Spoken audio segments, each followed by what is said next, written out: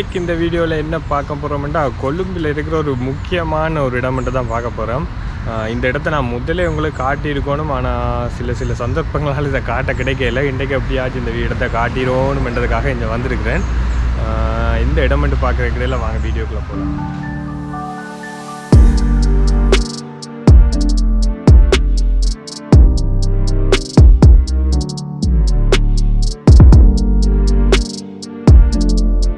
விகாரமாதேவி பூங்கா அதைத்தான் பார்க்க போகிறோம். கொழும்பில் இருக்கிறதுலேயே மிகப்பெரிய பூங்காண்டா இந்த பூங்கா தான். பழைய காலத்தில் விக்டோரியா பூங்காண்டு அழைக்கப்பட்டு இப்போ விகாரமாதேவி பூங்காண்டு அழைக்கப்படுது. கொழும்பு நகரசபை மண்டபத்துக்கு முன்னுக்கே அப்படியே எதிரியே இருக்குது இந்த பூங்கா. கிட்டத்தட்ட பெரிய ஒரு நிலப்பரப்பு.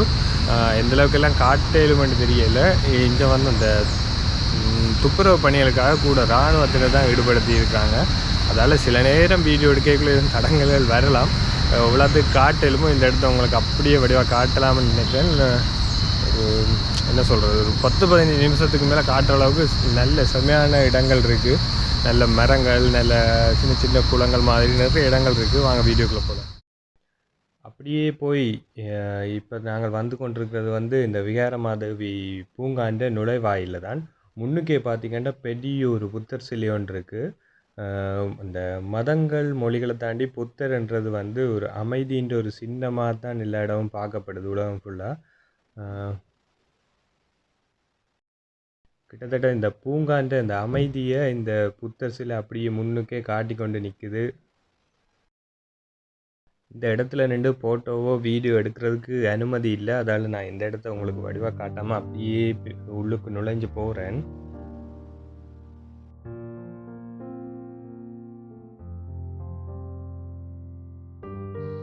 இந்த பூங்கா எங்கே இருக்குன்னு பார்த்தீங்கன்னு சொன்னால் கிட்டத்தட்ட கொழும்பில் இருக்கிற நிறைய முக்கியமான இடங்கள்ட்ட மையத்தில் தான் இந்த இப்படியான ஒரு அமைதியான ஒரு பூங்கா இருக்குது. சினமன் கார்டன்ஸ் இந்த இடத்துல தான் இந்த பூங்கா இருக்குது.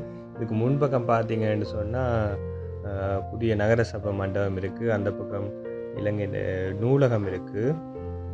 மற்றது பின்பக்கம் ஒரு பக்கம் நினைவு தூபி ஒன்றும் இருக்குது. அதையும் நான் கடைசியாக காட்டுறேன். இந்த பூங்காவுக்கு நீங்கள் பஸ்ஸில் வரணுமென்னு சொன்னால் பெற்றால இருந்து 2-3 பேருந்து மார்க்கங்கள் இருக்குது. ஒன்று 138 பஸ்ஸில் வந்தாலும் இந்த பூங்காவுக்கு முன்னுக்கே இறங்கலாம். இல்லாட்டி 101 பஸ்ஸில் வந்தால் நீங்கள் அப்படியே கங்காராம தாண்டி வந்து அடுத்த பஸ் ஸ்டாப்பில் இறங்கினா ஒரு கொஞ்சம் தூரம், கிட்டத்தட்ட ஒரு 100 மீட்டர் நடக்கிற தூரத்தில் இந்த பூங்கா இருக்குது. இல்லாட்டி கொல்லுப்பட்டிக்கு வந்தால் கொல்லுப்பட்டியிலேருந்து கிட்டத்தட்ட ஒரு 70-80 ரூபா தான் இந்த ஆட்டோக்கான தூரமாக இருக்குமென்னு நினைக்கிறேன்.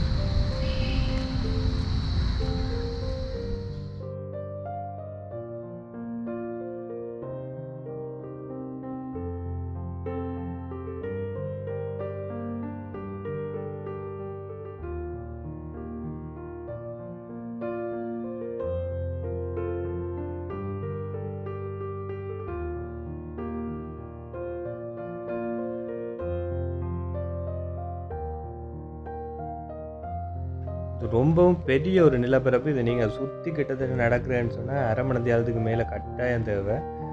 இந்த இதில் கண்ணுக்கு குளிர்ச்சியாக இருக்கிறது என்னென்னு பார்த்தீங்கன்னா நிறைய பெரிய பெரிய மரங்களும் காண்ற இடங்கள்ல எல்லாம் சின்ன சின்ன நீர்த்தேக்கங்களும் அமைச்சிருக்கு. இந்த இது வந்து சுற்றி வெளிப்பக்கமாக இருக்கிற பாதை, இப்படி உள்ளுக்கு சின்ன சின்ன சின்ன சின்ன கிளப்பாதையெல்லாம் இருக்குது.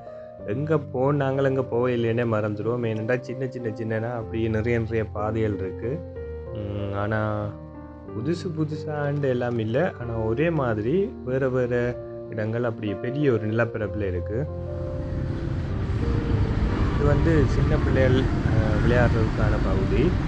இப்போ இந்த கொரோனா பிறகு இப்போ தான் நெட்டடியில் திறந்தபடியாக இன்னும் இது சரியாக இயங்க தொடங்கலை. இதில் வந்து பார்த்திங்கன்னா இது கல் பதிச்ச மாதிரி தான் இருக்குது. ஆனால் இது கல் இல்லை, கொஞ்சம் ஒரு ரொம்ப மெதுவான ஒரு என்ன சொல்கிறது, கீழே விழுந்தாலும் அது ஒரு பஞ்சு மாதிரி கிட்டத்தட்ட.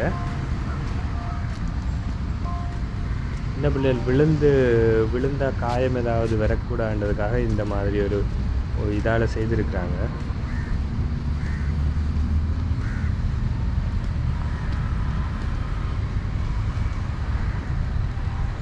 இந்த பகுதியில் அங்காள் பக்கம் ஒரு அறைக்குள்ளே அந்த வர்ண மீன்கள், இந்த வளர்ப்பு மீன்கள் நிறைய இருக்குது.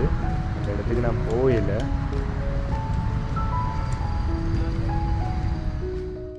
சின்ன பிள்ளைகள் வந்து அப்படி ஃபுல்லாக இங்கே அனுபவிக்கிற அளவுக்கு நிறையவே சின்ன சின்ன இதுகள் செய்து வச்சுருக்காங்க. அதே மாதிரி சின்ன சின்ன நீர் தடாகங்கள் எல்லாம் செய்து நடுவில் அப்படியே தண்ணி பாயிற மாதிரியெல்லாம் இருக்கும். இப்போ அந்த திறக்காதபடியாக முழுசாக இன்னும் சரியாக திறக்காதபடியாக அதுகள் சரியாக வேலை செய்யலை.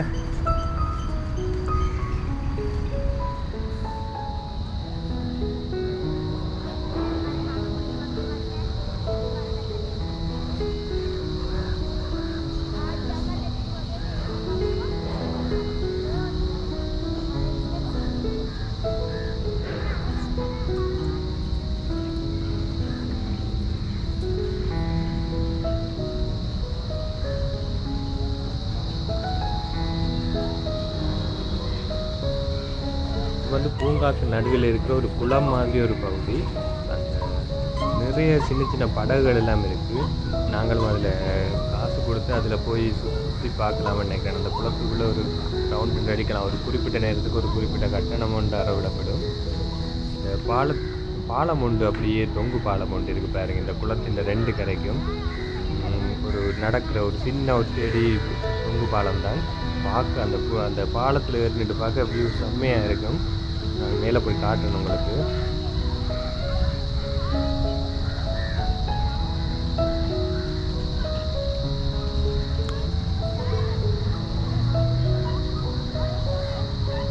இந்த படியால் தான் அப்படியே பாலத்துக்கு திருப்பி பார்ப்போம். பார்த்தீங்கன்னா ரொம்ப ஒரு சின்ன ஒரு 2 பேர் ஒரே நேரத்தில் சேர்ந்து நடக்கக்கூடிய மாதிரி ஒரு சின்ன பாலம் தான்.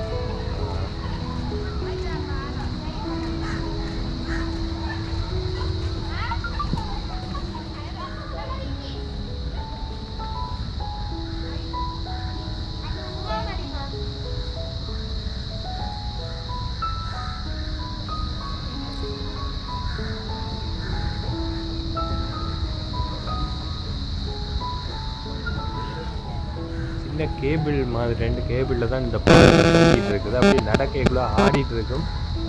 அந்த என்ன பேர், சின்ன பிள்ளைங்க கட்டாயம் பயப்படுவாங்க. அந்தளவுக்கு பாலம் ஆடும். நல்லா இருக்கும் அது அப்படி அதில் போகிறது. அதை வந்து பார்த்திங்கன்னா இங்கே நிறைய ஃபோட்டோ ஷூட் எல்லாம் நடக்குவாங்க. கீழே வேறு இப்போ நடந்துட்டு இருக்குது. ஒரு குறிப்பிட்ட ஒரு தொகையை ஒரு காசு கட்டணும்னு நினைக்கிறேன். கட்டி தான் இந்த திருமண வைபவங்களுக்கு முதல் வைக்கிற அந்த ஃபோட்டோ ஷூட் அதுகள் எல்லாம் நிறைய இங்கே நடக்கிறது. நான் இப்போ பார்த்துட்டு இருக்கக்குள்ளே கிட்டத்தட்ட ஒரு 7-8 ஃபோட்டோ ஷூட் அப்படியே நடந்துட்டுருக்கு ஒவ்வொரு இடங்கள்லையும். வாத்துக்கு நமக்கு ஏதோ சென்டிமெண்ட் இருக்குது. எங்கே போனாலும் இந்த வாத்துக்கள் இருக்குது.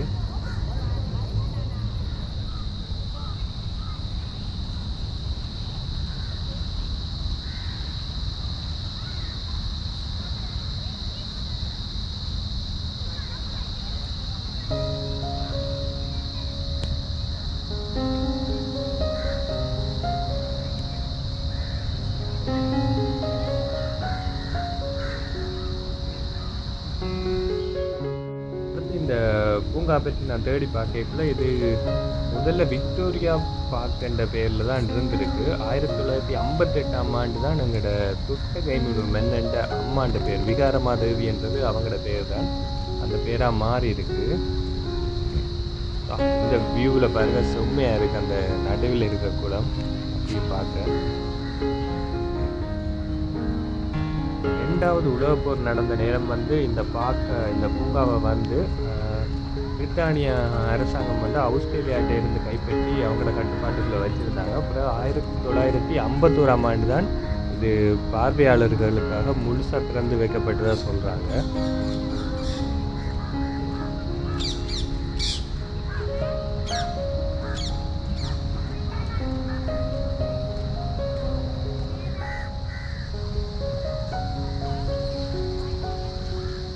இந்த பூங்கா வந்து பார்த்திங்கன்னா எப்பயுமே ரொம்பவும் சனத்தொகை கூடினது தான் இருக்கும். ஆனால் இந்த இடம் வந்து ரொம்பவும் பெரிய இடம். நிலப்பரப்பில் இருக்கிறபடியே எவ்வளவு சனத்தொகை இருந்தாலும் பார்க்க ஒரு நெரிசலாக தெரியவே தெரியாது.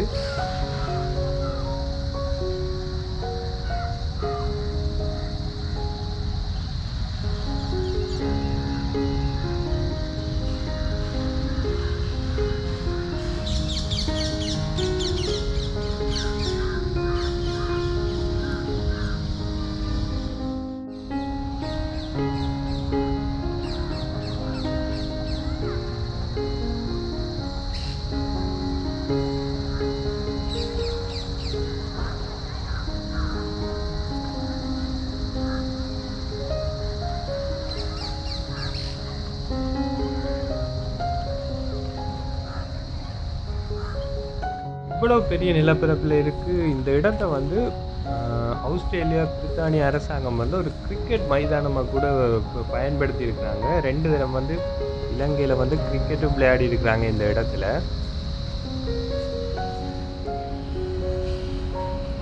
பாருங்க எவ்வளோ அழகாக இருக்குது. அப்படியே இங்கே வந்தால் அப்படி ஒரு அமைதியாக ஒரு நாள் ஃபுல்லாக நீங்கள் கழிக்கலாம். உங்களுக்கு எந்த அளவுக்கும் சலிப்பு தட்டாது. அப்படியே பார்த்துட்டு இருந்தால் கூட அந்தளவு காட்சிகள் இருக்குது. இந்த இயற்கைன்றது அவ்வளவு சொல்கிறது சொல்ல முடியலை. அது வந்து நீங்கள் அனுபவித்து பார்த்தீங்கன்னா தான் தெரியும். அவ்வளோ ஒரு குளிர்மை, இவ்வளோ ஒரு கிட்டத்தட்ட ஒரு மத்தியான நேரம். ஆனால் ஒரு வெயிலோ ஒன்றுமே எனக்கு இந்த வெயில் என்ற ஒரு நினைப்பே இல்லை. அவ்வளோ குளிர்மையாக இருக்குது. நாங்கள் பார்த்துட்ருக்கிறது தூச்சக்கர வண்டி ஓடுறதுக்கான ஒரு பாதை தான். முன்னுக்கு தூச்சக்கர வண்டியெல்லாம் வாடகைக்கு இருக்கும். ஒரு குறிப்பிட்ட நேரத்துக்கு விழவண்டு சொல்லி வேண்டிட்டு ஓடி செய்யலாம். இப்போ அந்த கொரோனா காரணத்தால் அதுவும் இன்னும் சரியாக திறந்து வைக்கப்படையில்லை.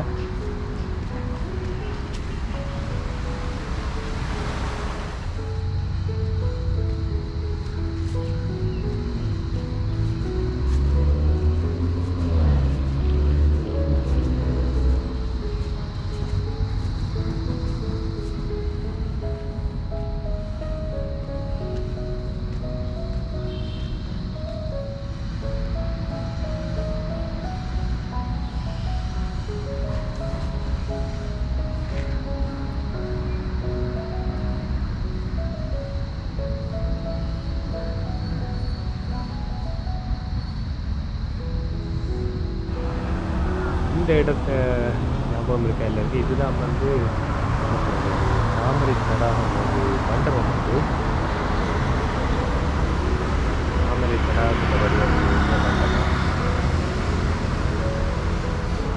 முன்னுக்கே சொல்லியிருப்பேன் நகரசபை மண்டபம் வந்து அந்த நகரசபை மண்டபம் பழைய காலகட்ட மாதிரி அந்த வெள்ளை கலர் அப்படி பார்க்கவே செம்மையாக இருக்குது பாருங்கள்.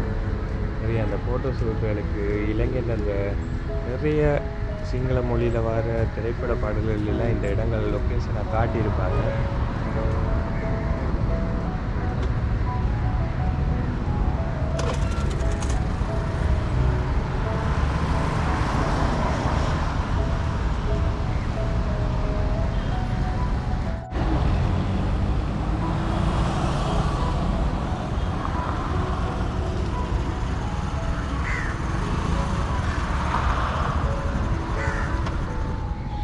வந்து உடற்பயிற்சி செய்கிறதுக்கான சில உபகரணங்கள் இருக்குது. உடற்பயிற்சியும் செய்யலாம். வித்தியாசமான உபகரணங்கள் கொஞ்சம் இருக்குது. காலையில் கூடுதலாக நிறைய பேர் பயன்படுத்துவாங்க நினைக்கிறேன். காலையிலையும் பின்னேரத்துலேயும் இதை சுற்றி நடந்துட்டு இங்கே வந்து இதுலேயே வந்து இந்த உடற்பயிற்சிகள் எல்லாம் செய்யலாம். ஜிம்முக்கெல்லாம் போகணுமென்ற அவசியமே இல்லை. குதிரையா இல்லை கோவர் கழுதியான்னு சரியாக தெரியலை. தெரிஞ்சவங்க இப்படி குதிரையா கோவர் கழுதையாண்டு வித்தியாசம் பார்க்க தெரிஞ்சவங்க எல்லாம் கொமெண்டில் போடுங்க. ஆனால் பார்க்க ரொம்ப அழகாக இருக்குது. இது வேறு ஒரு கலரில் நிற்கிது பாருங்கள். ரோட்டு கரையோர மைனிட்டு புல் மேய்ஞ்சிட்டு.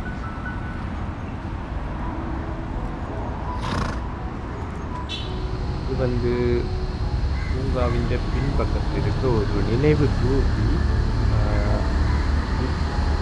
பழைய யுத்த நினைவு தூபி ஒன்று நினைக்கிறேன். எனக்கு என்ன தூபின்னு தெரியலை. ஆனால் யுத்தத்தில் ஒரு சம்பந்தமான ஒரு நினைவு தூபி தான் இது.